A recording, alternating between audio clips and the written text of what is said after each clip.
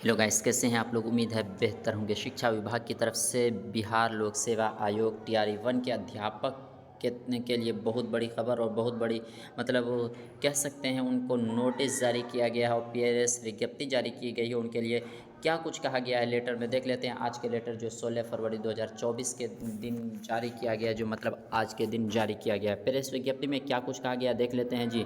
बिहार लोक सेवा आयोग TRE 1 के अध्यापक कृपया ध्यान दें।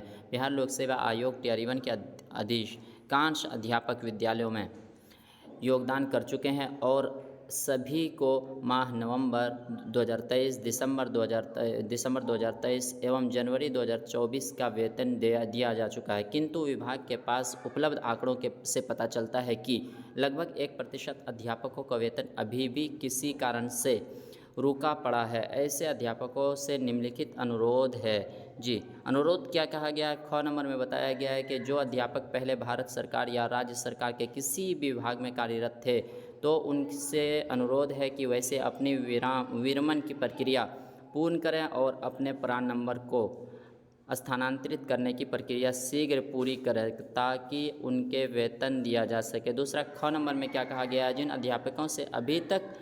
अध्यापकों ने अभी तक जो है प्रान नंबर के लिए आवेदन नहीं किया है वो तुरंत संबंधित जिले के जिला कार्यक्रम पदाधिकारी से संपर्क कर आवेदन करें। बिल्कुल।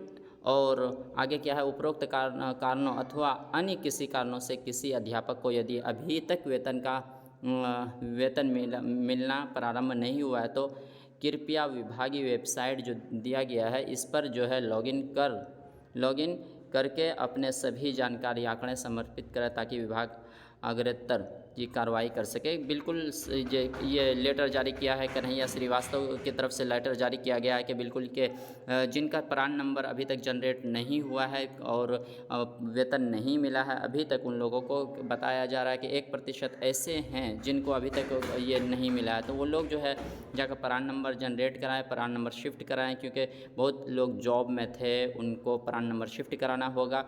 तो या ये सब चीज़ है फिर भी उनको अभी तक नहीं मिला है वेतन, तो क्या है इस पे वेबसाइट पर जाकर अपना लॉगिन करके आप आंकड़े जो मांगा जा रहा है वो आंकड़े दें ताकि आपका जो वेतन है वो जल्द से जल्द आपको भुगतान कर दिया जाए।